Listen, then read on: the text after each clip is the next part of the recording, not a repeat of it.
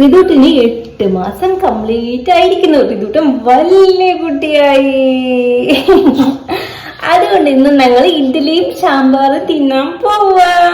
അപ്പോൾ എങ്ങനെ നമുക്ക് ഉണ്ടാക്കിയാലോ? ഋതുവിനായതുകൊണ്ട് സ്പെഷ്യലായിട്ടാണ് ഉണ്ടാക്കുന്നത്. അപ്പോൾ ആദ്യം തന്നെ ഇതാ നമ്മൾ സാമ്പാർ പരിപ്പ് കഴുകി കുക്കറിനകത്ത് ഇട്ട് കൊടുക്കുന്നുണ്ട്. പിന്നെ ഇതാ ഞാൻ സാമ്പാറിൻ്റെ കഷ്ണങ്ങൾക്ക് വേണ്ടിയിട്ട് എടുത്തത് ക്യാരറ്റും പിന്നെ മത്തങ്ങ, കുഞ്ഞുള്ളി, തക്കാളി കുറച്ചേ ചേർക്കുന്നുള്ളൂ കേട്ടോ. പിന്നെ ഒരല്ലി വെളുത്തുള്ളിയും കൂടെ ചേർക്കുന്നുണ്ട്. ഗ്യാസിൻ്റെ പ്രശ്നമൊക്കെ ഉണ്ടെങ്കിൽ അത് വെളുത്തുള്ളി കഴിക്കുമ്പോൾ നമുക്ക് മാറുമല്ലോ, അപ്പം വെളുത്തുള്ളി ചേർക്കുന്നത് നല്ലതാണ് കേട്ടോ.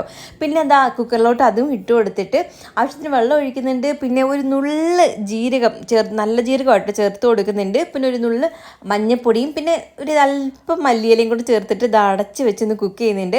ഒരു 4-5 വിസിലടിക്കുമ്പോൾ, 4-5 വേണമെന്നില്ല, ഒരു 3-4 അടിക്കുമ്പോൾ തന്നെ നല്ലപോലെ വെന്ത് കിട്ടും. പിന്നെ ഇതാ നമ്മുടെ ഇഡ്ഡലി മാവ് നന്നായിട്ട് പുളിച്ച് പൊങ്ങിയിരിപ്പുണ്ട്, ഉപ്പിടാതെ എടുത്തിട്ടുണ്ട്. അപ്പോൾ ഈ കുഞ്ഞ് ഇഡ്ഡലി തട്ടിലാട്ടോ ഞാൻ വെക്കുന്നത്. വലിയ ഇഡ്ഡലി തട്ടിൽ വേണമെങ്കിലും വെക്കാം. ഒരെണ്ണമൊന്നും കഴിക്കത്തില്ല കുഞ്ഞുങ്ങൾ. ഈ കുഞ്ഞിതായതുകൊണ്ട് ഇങ്ങനെ ഒത്തിരി ഉള്ളതുപോലെ തോന്നുക കേട്ടോ. അപ്പോൾ അത് നെയ്യ് പുരട്ടി അതും അടുപ്പത്താക്കിയിട്ടുണ്ട്. അപ്പോഴത്തേക്ക് നമ്മുടെ സാമ്പാറിൻ്റെ കഷ്ണങ്ങളൊക്കെ വെന്ത് കിട്ടിയിട്ടുണ്ട്. ഇത് നന്നായിട്ടൊന്ന് ഉടച്ച് കൊടുക്കുക കേട്ടോ. അപ്പോഴത്തേക്ക് നമ്മുടെ സാമ്പാർ റെഡി ആവുകയെ. അപ്പോഴത്തേക്ക് നമ്മുടെ ഇഡ്ഡലിയും ആയിട്ടുണ്ടായിരുന്നു. ഞാനിതാ ഈ ഒരു പാത്രത്തിലോട്ട് മാറ്റുന്നുണ്ട്. ഒരു 3-4 എണ്ണം ഇങ്ങനെ കുഞ്ഞിതായതുകൊണ്ട് കയ്യിലെടുത്ത് കഴിക്കാൻ വേണ്ടിയിട്ട് അവൾക്ക് വേണ്ടി മാറ്റി വെക്കുന്നുണ്ട്. ഇനി ബാക്കിയുള്ള ഇഡ്ഡലിയിലോട്ട് ഞാൻ സാമ്പാർ ഒഴിച്ചു കൊടുക്കുന്നുണ്ട്. ഇത് നന്നായിട്ട് ഒഴിച്ചാൽ കുതിർന്നിരിക്കുമ്പോൾ ആൾക്ക് കഴിക്കാൻ ഭയങ്കര ഇഷ്ടമാണ് കേട്ടോ. പിന്നെ ബാക്കിയുള്ള 3-4 ഇഡ്ഡലി ഞാൻ മാറ്റി അവളുടെ ആ ഒരു പാത്രത്തിലോട്ട് വെച്ച് കൊടുക്കുന്നുണ്ട്, ഈ കയ്യിലെടുത്ത് കഴിക്കാൻ വേണ്ടിയിട്ട്. ഈ ഒരു ചെയർ മേടിച്ചാൽ എനിക്ക് ഭയങ്കര ഉപകാരപ്പെട്ടത് ഇങ്ങനെയുള്ള കാര്യമാണ് കേട്ടോ.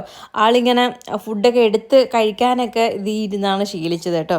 അങ്ങനെ ആൾ പതുക്കെ എടുത്ത് കഴിക്കുന്നെങ്കിലും ഇഡ്ഡലി മാത്രമായിട്ട് കൊടുത്തപ്പോൾ ആൾക്ക് ഇത്തിരി ബുദ്ധിമുട്ട് കാണിച്ചു. പക്ഷേ സാമ്പാർ ഇട്ട് ഇളക്കി കൊടുത്തപ്പോഴത്തേക്ക് ആൾ അത് ഫുള്ള് കഴിച്ചിട്ടുണ്ടായിരുന്നു. ആൾക്കത് ഭയങ്കര ഇഷ്ടമായി കേട്ടോ. ഇപ്പം ഞാൻ ഇടയ്ക്കിടയ്ക്ക് ഇഡ്ഡലി സാമ്പാർ ഉണ്ടാക്കി കൊടുക്കാറുണ്ട് കേട്ടോ. ആൾക്ക് ഭയങ്കര ഇഷ്ടമാണ്. ആ ഒരു സാമ്പാർ നമുക്ക് ഉച്ചയ്ക്ക് ചോറിൻ്റെ കൂടെയും ഞെരടി കൊടുക്കാം കേട്ടോ. കുറച്ച് നെയ്യൊക്കെ ഒഴിച്ചിട്ട് അതും അടിപൊളിയായിട്ട് ഇഷ്ടപ്പെട്ടിട്ടുണ്ടായിരുന്നു.